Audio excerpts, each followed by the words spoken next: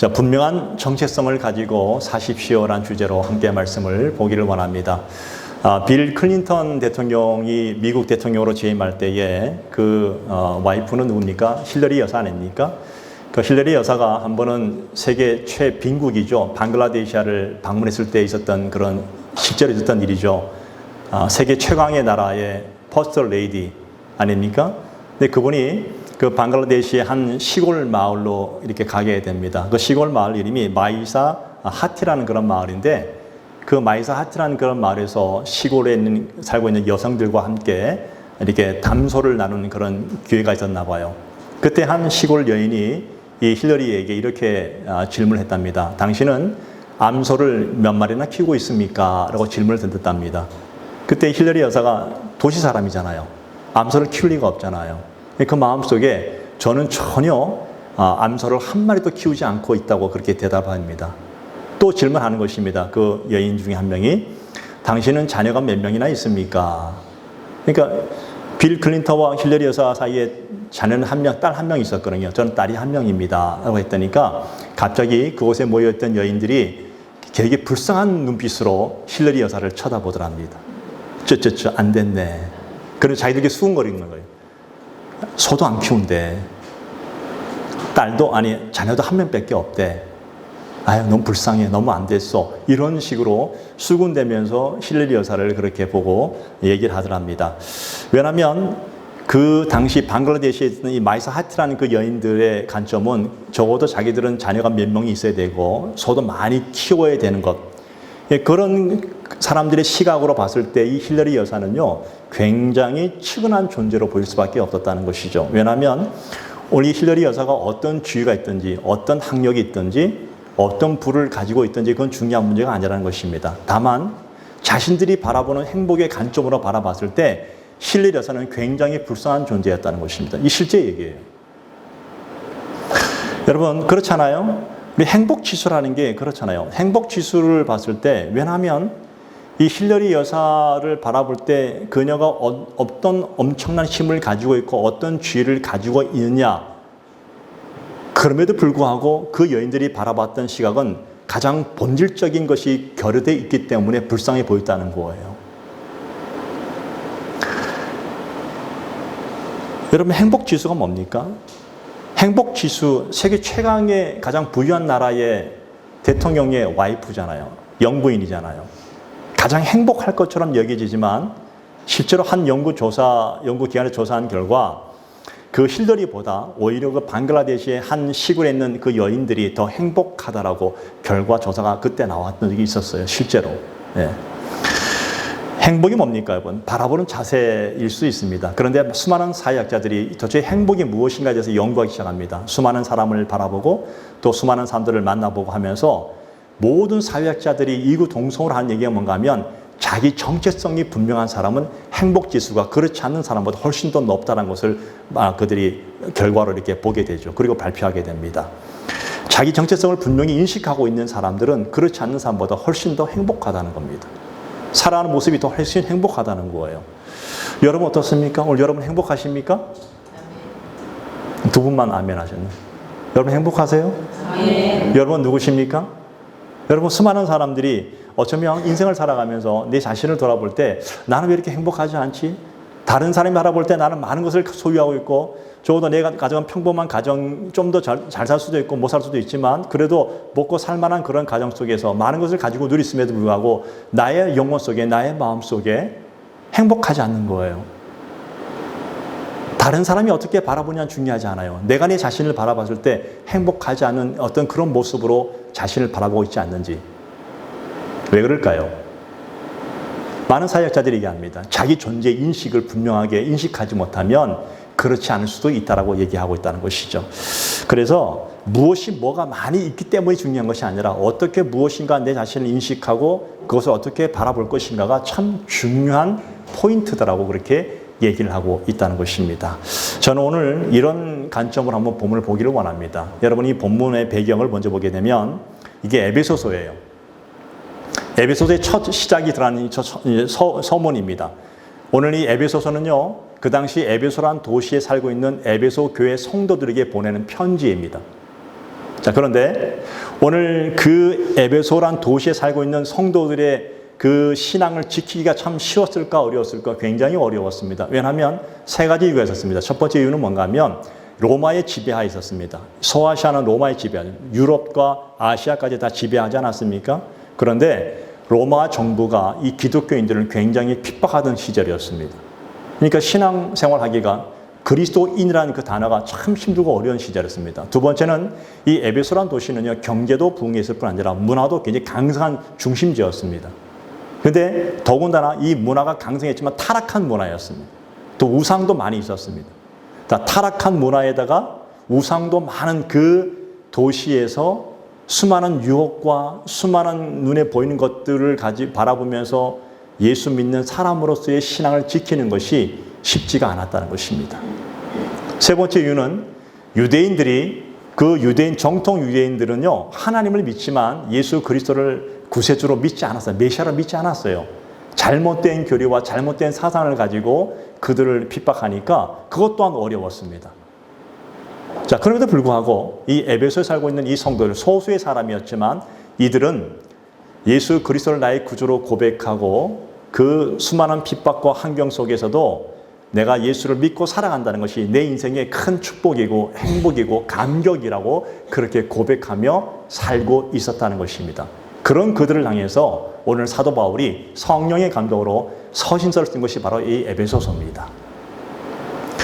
여러분, 오늘 이 사도 바울이 어떤 사람이었을까요?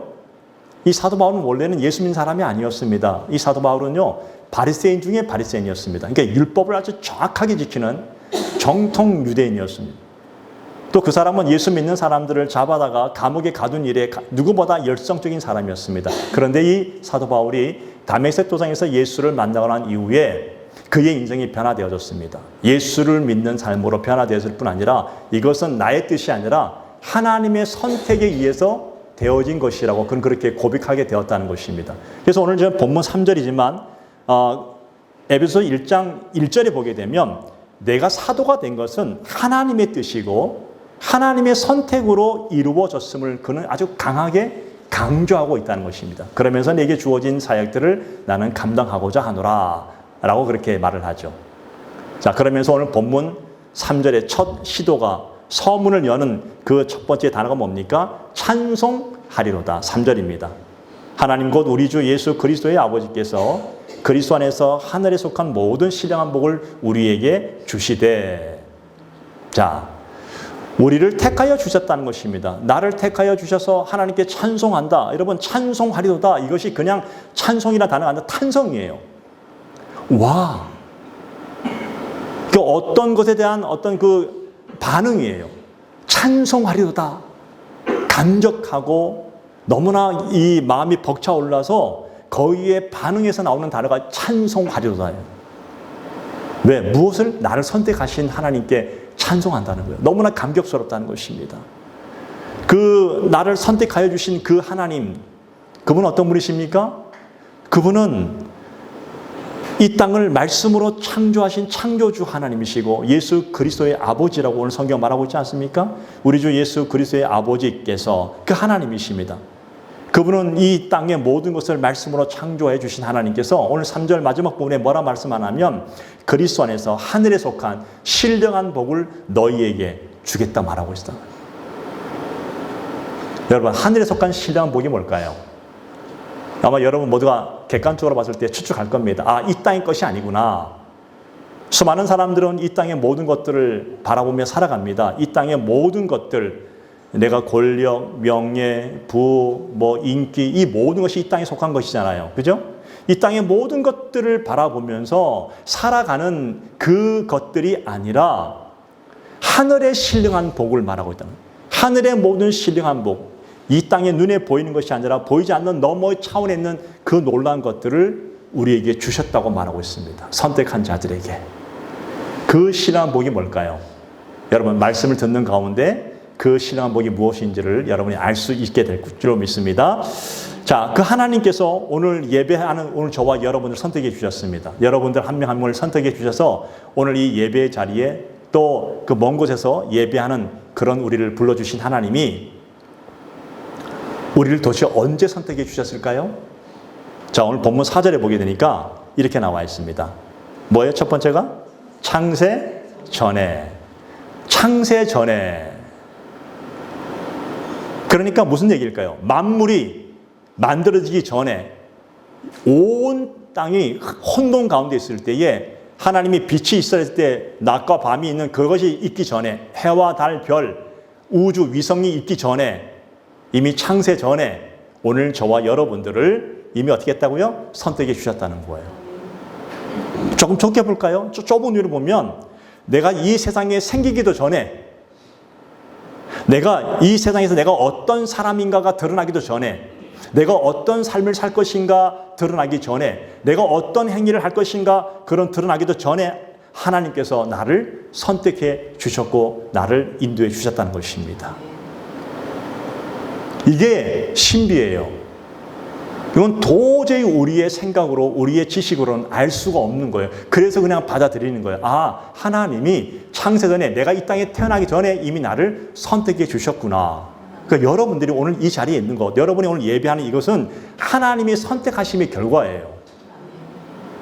오늘 예레미야 1장 5절에 보면 내가 너를 복중에서 짓기 전에 너를 알았고 내가 태에서 나오기 전에 너를 구별하였다고 말씀하고 있지 않습니까?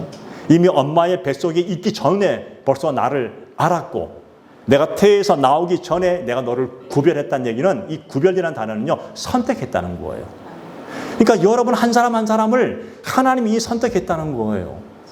이걸 도대체 누가 알 수 있습니까? 사람의 과학과 지식으로는 도저히 알 수 없는 것들을 지금 하나님께서 말씀하시는 거예요. 하나님은 오늘 여러분이 살아가는 그 행위를 보시고 여러분을 택한 것이 아닙니다. 오늘 하나님은 여러분이 이 땅에 태어나서 무엇이 잘났고 못났고 그걸 보고 택한 것이 아니라, 내가 착한 사람인지 내가 악한 사람인지 하나님이 보시고 선택한 것이 아니라, 이미 하나님이 내가 부모의 태에서 나오기 전에부터, 이미 창세 전부터 나를 이미 알았고 나를 선택했다고 약속하고 있다는 거예요. 이것이 신비예요.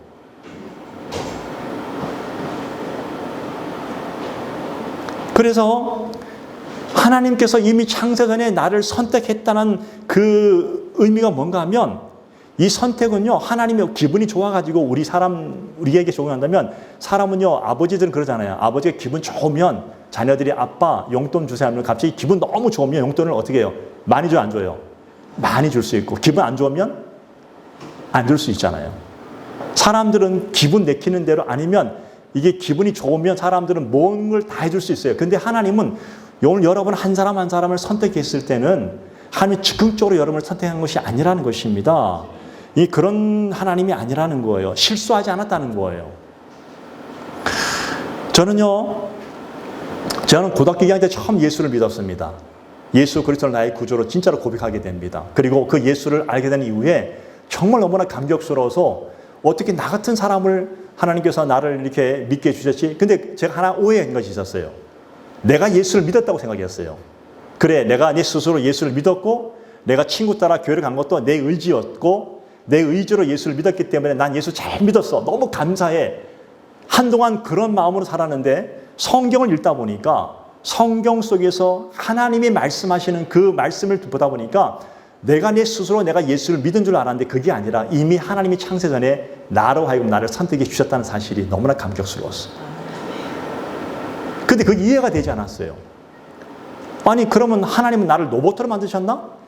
그런 의미가 아니라, 하나님이 나로 하여금, 나는 내 의지로 내가 예수를 믿은 줄 알았지만 그것이 아니라 이미 그때부터 나를 알고 계셨고 내 안에 그런 마음을 불어넣어 주셨고, 성경 뭐라 말합니까? 성령님의 은혜가 아니고는 예수를 나의 구주로 고백하지 못한다 말하고 있지 않습니까? 그러니까 하나님이 내게 그런 은혜를 주신 거예요. 오늘 여러분들이 하나님께 예배하고 예수를 나의 구주로 믿을까 하는 그런 마음 생기는 것도, 아니면 예수를 믿는 그 마음조차도 내 의지가 아니라, 내 의지일 수도 있지만 그러나 그 이면에 모든 것을 주관하시는 성령 하나님이 여러분에게 그런 감동을 주셨다는 것입니다. 이게 신비라는 거예요. 오늘 요한복음 15장 16절에 보게 되면 예수께서는 분명히 말씀하고 계시지 않습니까? 너희가 나를 택한 것이 아니요 내가 너희를 택하여 세웠나니. 너희가 나를 믿은 것이 아니라 내가 너희를 택했다는 거예요. 그건 예수님의 말씀이에요. 오늘 여러분이 예수 그리스도를 믿고 교회에 나온 것도 주님이 택했다는 거예요. 이게 이해가 안 되는 거예요. 어떤 면은. 왜? 나의 그동안 세상에 가지고 있는 상식과 이성과 지식으로는 도대체 이것이 이해가 안 되는 거예요. 그래서 우리의 이성과 우리의 상식을 뛰어넘는 것이 바로 믿음이라는 단어고 신앙이라는 단어입니다. 그 이면에서 역사하시는. 그래서 이것은 믿지 않고는 도저히 알 수 없는 세계가 바로 신앙의 세계라는 것 아니겠습니까? 주님 뭐라 말씀하십니까? 믿기만 하라. 오늘 성경 뭐라 말합니까? 하나님의 선택이 있었기 때문에 내가 하나님을 믿을 수 있었노라. 오늘 여러분이 예배하는 자리는 여러분이 의지이기 전에 하나님의 선택의 결과로 예배할 수 있음을 인해서 감사하시길 바랍니다. 자, 그렇다면 한 가지 의문이 있어요. 자, 여기서 하나님이 나를 선택해 주셨다고? 자, 그렇다면 혹시 하나님이 나를 선택하신 것에 대해서 후회하진 않으실까? 혹시 내가 너 이런 사람이었지? 너 계속 죄 짓네? 너 계속 그런 말씀에 어긋난 짓을 하고 있네? 너 계속 떠나 있네? 제 생각에 너 겨우 그런 사람이었어? 그런 마음을 가지고 바라본다면 내가 이럴 줄 알았으면 내가 너를 선택하지 말걸? 아마 그렇게 후회하진 않으실까? 왜냐하면 이것 또한 우리의 시각이잖아요. 사람들은 그래요. 사람들은 누굴 만나게 되면 그 사람에 대한 궁금한 점이 있으면 서로 자기 마음을 내놓게 됩니다. 얘기하게 됩니다. 서로의 마음을 터놓고 얘기하다 보면 좀 깊은 얘기를 나누게 되면 그 사람을 좀 더 깊이 알게 되죠. 그리고 어떤 일이 벌어집니까? 그 사람을 좀 더 신뢰하게 되고 좀 더 많은 것을 알고 싶어 합니다. 그리고 그 사람을 온전한 믿을 수 있는 마음까지 갖는 것이 이게 사람의 관계잖아요. 그런데 그런 마음을 가지고 살아가다 보면 어느 순간 상대방의 허물이 보이기 시작했어요. 잘못된 모습이 보이기 시작합니다. 그러면 어떤 일이 벌어져요? 너 역시 너 그런 사람이었니?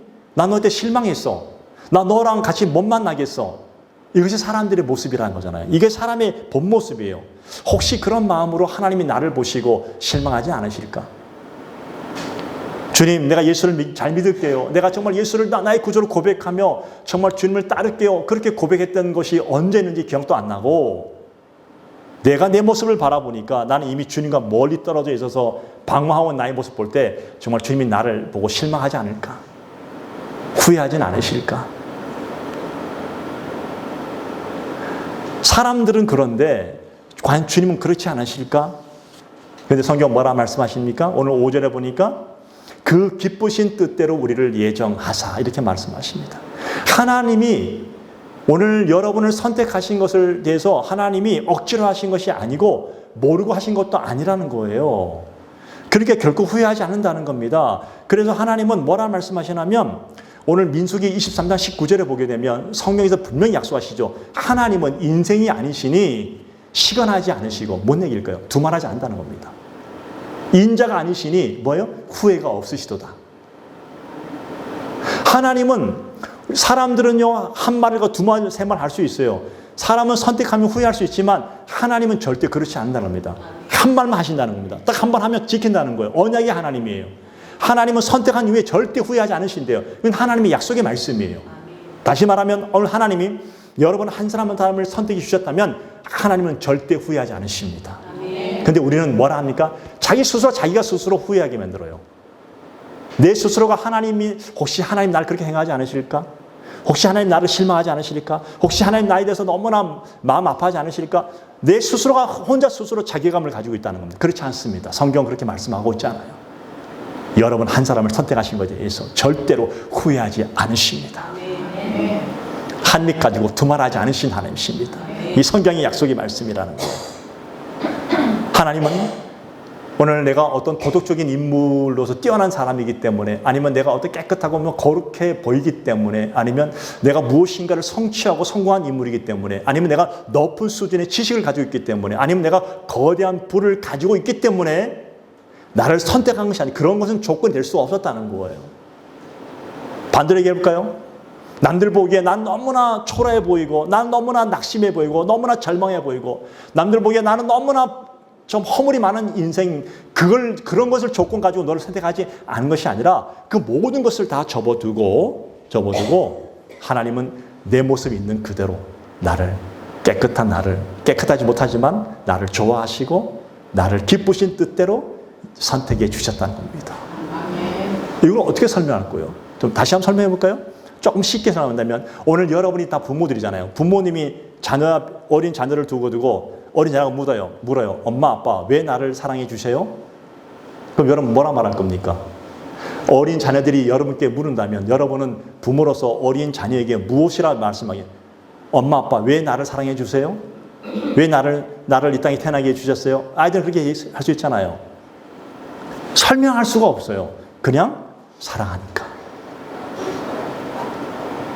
어떤 말도 할 수 없다는 겁니다. 그런데 이스라엘 백성들은요, 크게 오해했어요. 이 이스라엘 백성들은요, 어떤 사람들인가 하면 하나님이 자신들을 선택한 것엔 분명한 이유가 있을 거라고 그렇게 믿었다는 거예요. 우리는 특별한 민족이니까. 우리는 이 땅에 태어날 때보다 다른 민족과 다른 DNA를 가지고 있는 존재들이니까. 특별하니까 우리를 선택해 주셨겠지. 그래서 우리는 다른 민족과 전혀 달라. 우리는 선택받은 민족이고 그렇지 않는 사람들은 다 선택받지 못한 버림받은 사람들이야라는 이 우월감이 그들 속에 있었어요. 그런데 하나님 뭐라 말씀하시냐면, 내가 너희를 택한 것은 너희가 뭐 강한 것도 아니고 너희가 특별한 유전자가 있는 것도 아니고 너희가 특별히 잘난 것도 있는 것이 아니라 그냥 내가 너희를 어떻게 했다고요? 기쁘신 뜻대로 내가 너희를 선택했다는 거예요. 하나님 의지로 선택했다는 거예요. 어떤 여기는 이유도 조건도 없었다는 겁니다. 근데 자꾸만 우리는 조건을 따져요. 이유를 따져요. 분명히 이유가 있었을 거야. 분명히 조건이 있었을 거야. 이게 세상의 모습이잖아요. 근데 하나님은 그런 조건도 이유도 없이 당신의 기쁘신 뜻대로 여러분 한 사람 한 사람을 예정해 주셨습니다.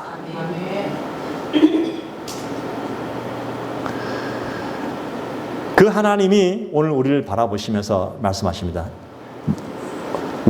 내가 너희를 그런 기쁘신 뜻대로 내가 너희를 선택해 주었으니까 너 감사하지 않니? 너 내게 찬송해야 되지 않겠니?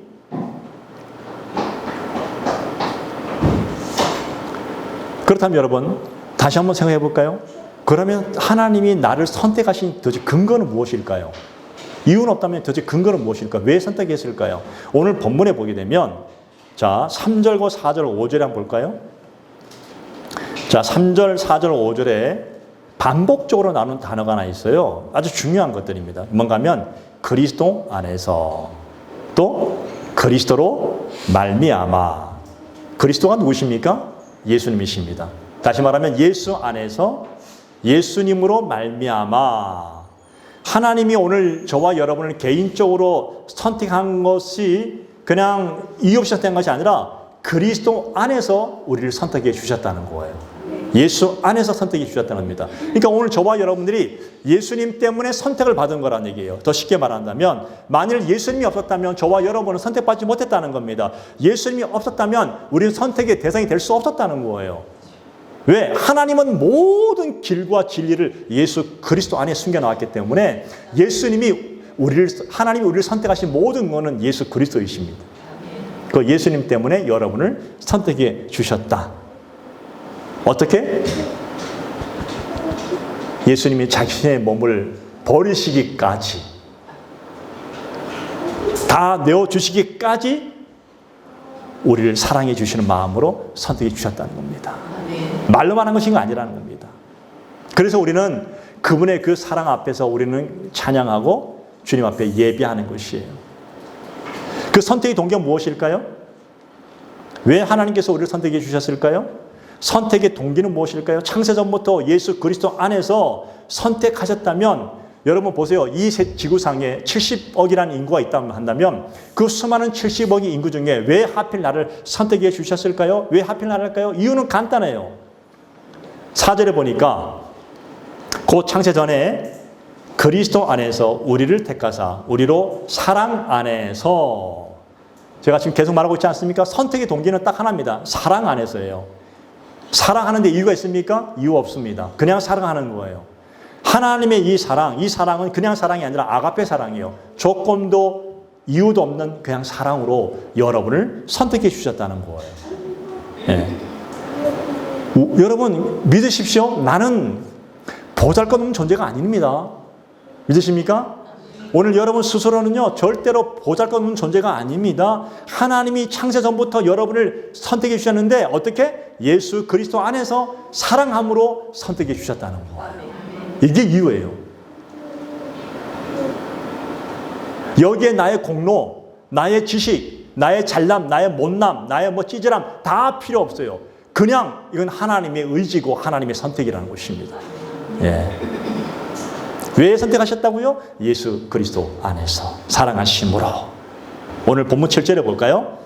7절에 보면 그리스도 안에서 그의 피로 속량 곧 죄사함을 받았느니라. 예수님이 내 모든 죄를 속량해 주심으로 말미암아 그분의 사랑을 드러내셨고 나를 선택해 주셨다고 말씀하고 계십니다. 그 사랑이 뭘까요? 왜 사랑했는지 그 이유에 대해서는 정확하게 우리가 알 수는 없어요. 그런데 근거는 분명합니다. 근거가 뭡니까?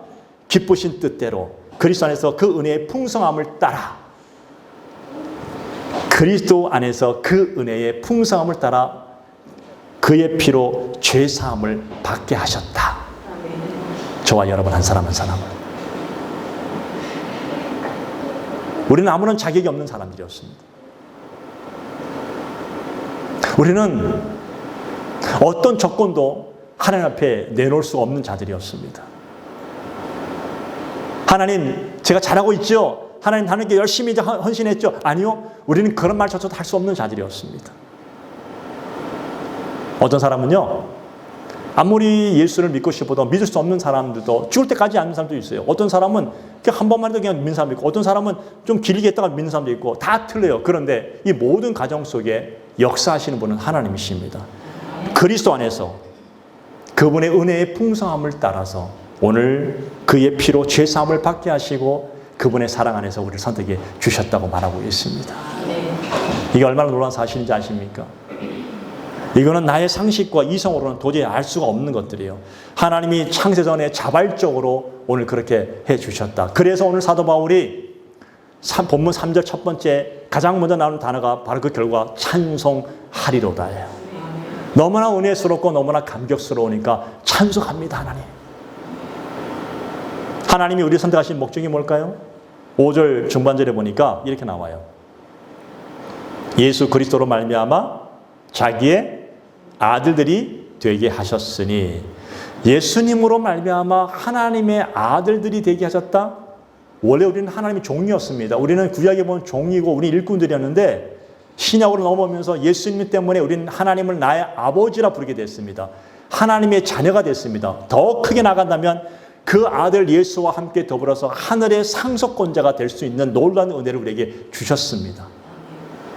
하나님의 자녀되는 권세를 주셨다는 거예요. 이게 하늘의 신비라는 거예요. 하늘의 신령한 것들을 우리에게 주셨다는 것은 결국 하나님의 자녀 삼아 주셨다는 거예요. 하늘의 상속권자가 되게 해주셨다는 거예요. 이런 귀한 복을 받은 저와 여러분들이 어떻게 살아야 될 것인가? 6절에 보니까 이렇게 말하죠. 이는 그의 사랑하시는 자 안에서 우리에게 거저 주시는 바 그의 은혜의 영광을 찬송하게 하려는 것이라. 하나님의 은혜와 영광을 찬송하는 거예요. 하나님의 은혜와 영광을 찬송한다는 것은 하나님께 예배한다는 거예요. 오늘 여러분, 저와 여러분들이 이런 놀라운 은혜를 받은 저와 여러분들이 이곳에서 예배하고 오늘 멀리서 예배한다 할지라도 그 예배는 하나님을 어떻게 주신 은혜에 감격해서 영광과 은혜를 찬송하며 나아가는 것입니다.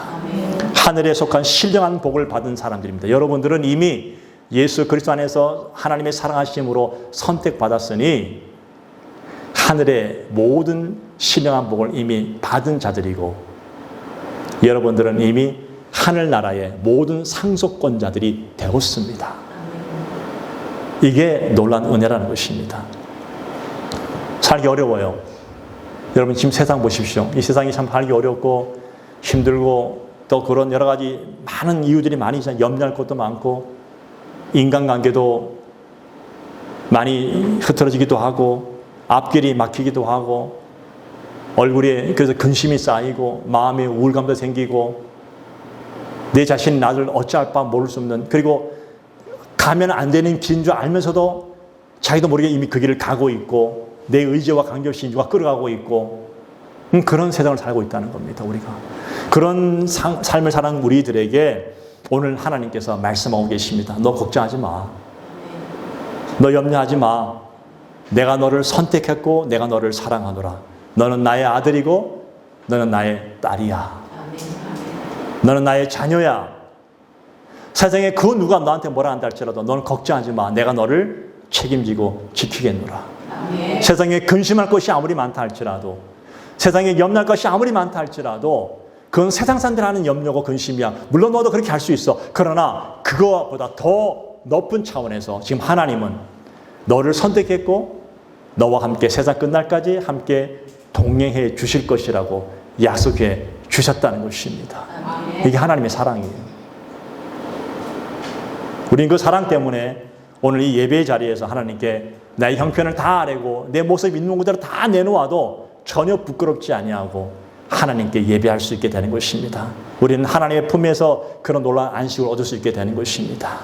저는 바라기는 오늘 저와 여러분들이 이런 선택의 확신과 자기 정체성을 분명히 가지고 이번 한 주를 살아가기를 축복을 드립니다. 아멘. 내겐 하늘에 속한 신령한 복이 이미 임한 자야.